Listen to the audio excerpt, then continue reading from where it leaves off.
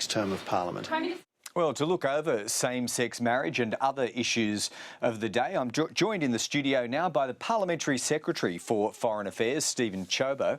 And Stephen, you've been back in your electorate over the weekend after what was a pretty tumultuous week last week. What feedback are you getting about this people's choice? How eager voters are to express that choice, and what type of choice they'll be offered? Well, Greg, the feedback has been consistent. I was one of the people who argued within the coalition party room for there to be a plebiscite. I think this is one of the most fundamental aspects. It goes to the composition of marriages and indirectly, obviously, through that to the composition of our society. I do think this is the type of issue that warrants the people having their say. That was a viewpoint that I put forward inside the coalition party room. I'm really pleased that, along with other colleagues that argued for the merits of that the Prime Minister has picked up on that and run with it, and I think it ultimately is going to be in our nation's best interest that people have ownership of it. You seem hard-pressed, or anyone would be hard-pressed, to find critics of the concept of a plebiscite.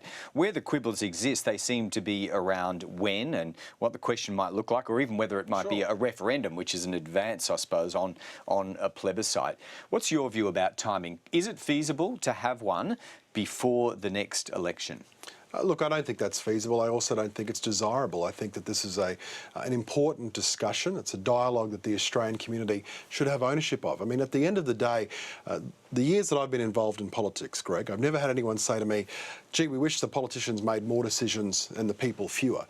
People consistently say to me that they think that it's a good thing for Australians to be able to have more ownership, more direct input into the democratic process. When you get to something as fundamental as marriage and its composition, when you get to something as fundamental as Australian society, I think it's appropriate that Australians should have their say. Okay, if not before the next election, in conjunction with?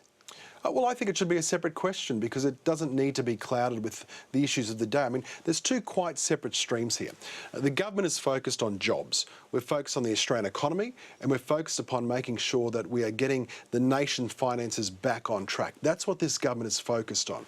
This issue in relation to same-sex marriage is an important issue, but it's separate to the government's priorities of the day, and I think it's appropriate that a separate question is asked in the next term of Parliament. Now the Prime Minister has flagged it. And how do you stop this interfering with an election? If it is to be held sometime in the next term, how does it not become an election issue between now and then? You know, I think Australians are smart. Australians understand that when they elect a government to do certain things. There's no doubt the next election will be a test of who has the best plans going forward to put our nation's finances back on track, to get more Australians employed in jobs, and to make sure that our economy continues to grow when there's a lot of economic headwinds. That's what people will be fighting the next election on, and that's what I think Australians will make their choice on. And I think that that's quite separate to an issue like this, which, sure, maybe for some Australians it is the biggest issue and they'll cast their vote on that.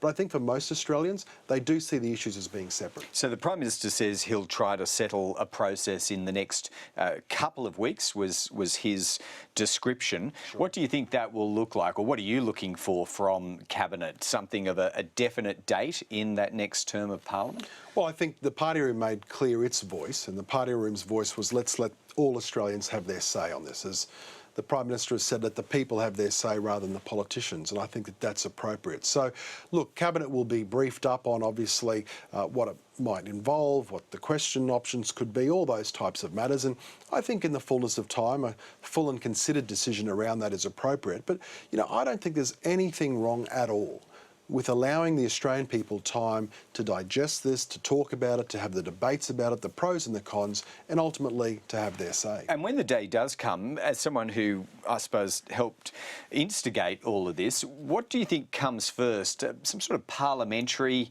stab at the question and then it goes off to the people to ratify, or the other way around? How do you think Parliament meshes in with the plebiscite? Ultimately, there's always got to be a question formed, as everyone knows. So the process around how that question is formed, I don't believe is set in stone. I don't have firm views about it. I think what's important, though, is that Australians have that sense of ownership. I think the process should be transparent. It should be open to discussion. And no doubt people will want to be able to make their contribution to the formation of the question, as well as argue the merits in relation to change or not change as they see appropriate. And Warren Entsch, he tabled his private member's bill today. I suppose he'd be an unwitting or unsuspecting father of this process. It rather unfolded quickly last week and beyond anyone's expectations, including your own.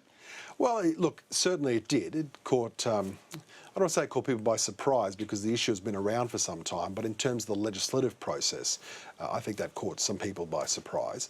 Look, I think it's great that Warren is pursuing with gusto something that he feels very strongly about. And the key point is this, on all sides of this debate, whether you're for or against, people have sincerity of views. I think that's a real positive. I think it's a strength to our democracy. And look, frankly, I think we should embrace the fact that as members of parliament, we're able to get up to argue these points and then ultimately even reach the stage where we have now reached, where we say, look, the Australian people should have their say. Well, if the people like the process that was invented last week, why do you think that's not showing through in some of the latest opinion polls as far as the government's overall standing is concerned? I don't worry too much about the polls. I mean, you'll hear every member of parliament say the only poll that matters is the poll on the day. The fact is that as a government, we want to remain focused on the task that we were elected to do. And that is exactly what this government is focused on, and most recently demonstrated by the Prime Minister's very strong focus, of course, in relation to Australia's ice epidemic. Now, why questions are asked the way that they're asked in terms of these polls, I'm not going to worry about. Others can discuss that. Well, he's thrown the ice problem. National security is top of mind for the Prime Minister. He's thrown a budget at the people as well in recent months. And yet, would you use the word stubborn? Why is the number stubbornly low for the government? I guess ultimately the Australian people determine how they think a government or an opposition is travelling. We've all known, and you can't be in Parliament and in politics and not have realised that there's a level of dissatisfaction with all parliamentarians at the moment. In large part, much of it coming off, of course, the weeks of focus that's been on the entitlements debate. Ultimately, though, as we've seen throughout history, polling numbers don't always reflect what happens in elections.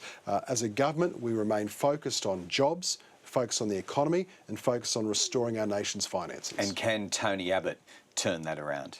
Look, absolutely. As a government, I think if you focus on the fundamentals, if you do the job that Australians elected us to do, to repair the damage of 6 years of Labor's reckless spending, to actually focus on the fact that Aussies want to know that they've got a job and they've got job security, then I do believe that Australians will recognise that. All right, Steve Chabot, thanks for that time today. Pleasure, thanks.